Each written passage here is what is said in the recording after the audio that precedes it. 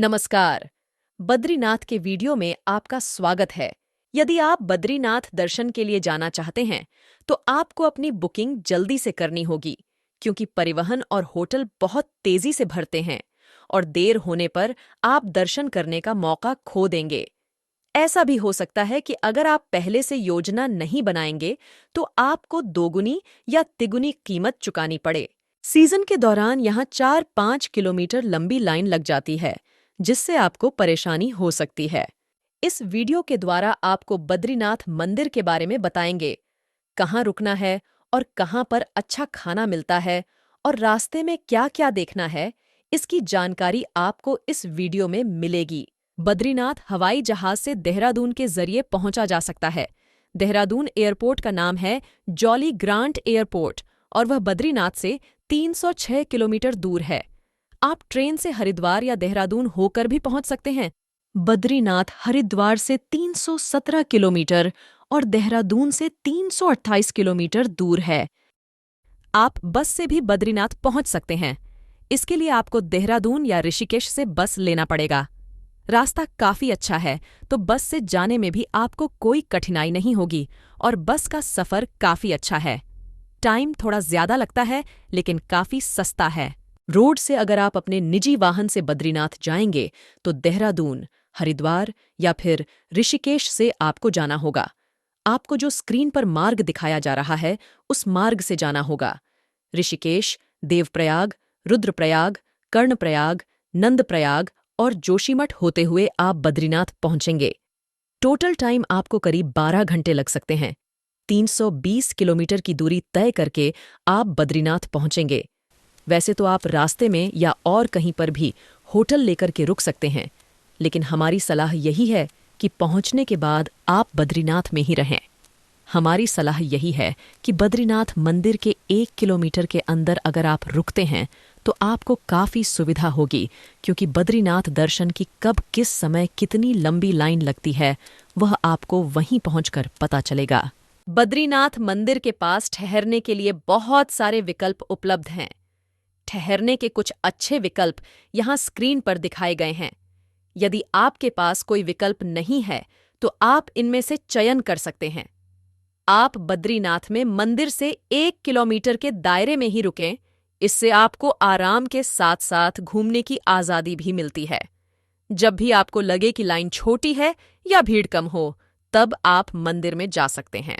तो अगर आप बद्रीनाथ मंदिर के पास रहते हैं तो जब भी आपको लगे कि लाइन छोटी है या जब आपकी थकावट दूर हो जाए, तब आप मंदिर में जा सकते हैं और मंदिर में समय बिताने के बाद आप वापस अपने होटल में आकर के आराम कर सकते हैं, ताकि दूसरे दिन के लिए आप बिल्कुल फ्रेश रहेंगे।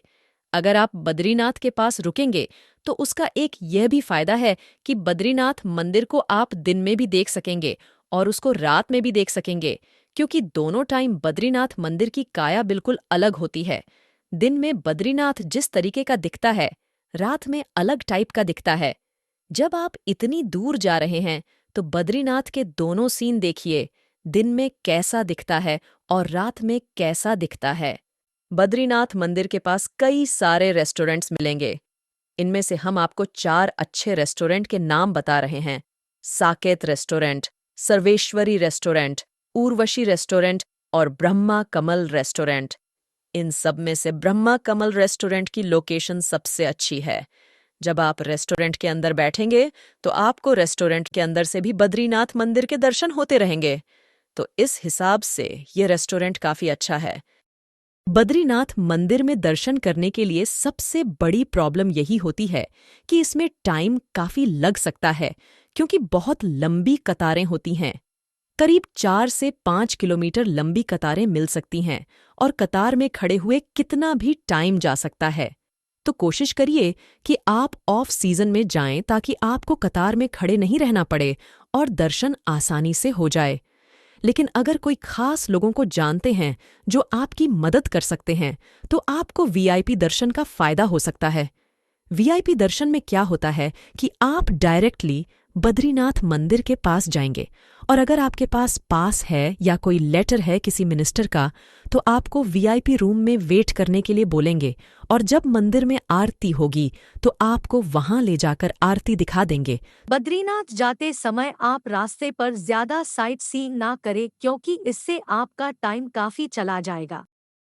बद्रीनाथ दर्शन करने के बाद जब आप वापस देहरादून हरिद्वार लौट रहे हो तब बीच बीच में रुक रुक के ही नंदप्रयाग, कर्णप्रयाग, रुद्रप्रयाग, देवप्रयाग यह सारी चीजें आप रास्ते में देख सकते हैं। और भी बहुत सारे छोटे मोटे पॉइंट हैं जो आप रास्ते में देख सकते हैं। डिपेंड करता है आपके पास कितना टाइम है और आप अपने डेस्टिनेशन कितना लेट तक पहुंचेंगे। अपने डेस्टिनेशन पर लौटने में आपको करीब 12 से 15 घंटे भी लग सकता है। तो इस बात का आप ध्यान रखिए कि आपको रास्ते में कितना टाइम देना है। सारी चीजें देखने के लिए अगर आपके पास टाइम कम है तो हेलीकॉप्टर से भी आप बद्रीनाथ के दर्शन कर सकते हैं। हेलीकॉप्टर से करीब 1.25 लाख से लेकर के 1.25 लाख तक का किराया लगता है। आप हेलीकॉप्टर से एक दिन में भी केदारनाथ और बद्रीनाथ देख सकते हैं।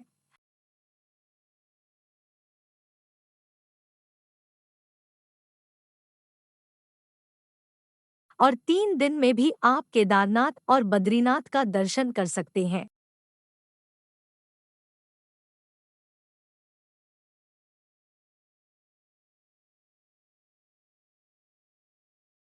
बद्रीनाथ मंदिर 6 महीने के लिए नवंबर से मई तक बंद होता है और बाकी 6 महीने खुला रहता है।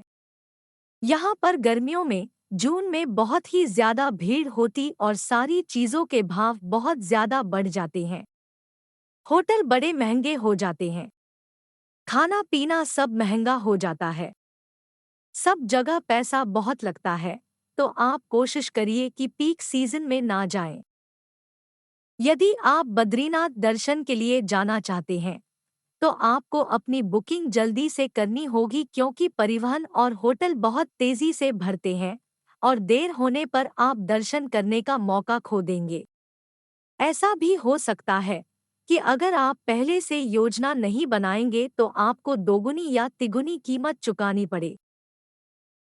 तो यह थी बद्रीनाथ की जानकारी। अगर आपको यह जानकारी पसंद आई हो तो कृपया लाइक और सब्सक्राइब जरूर कर दें क्योंकि काफ़ी मेहनत से हम लोग वीडियो बनाते हैं और अगर सब्सक्रिप्शन मिलता है तो यह हमें और अधिक वीडियो बनाने के लिए प्रोत्साहित करता है। धन्यवाद।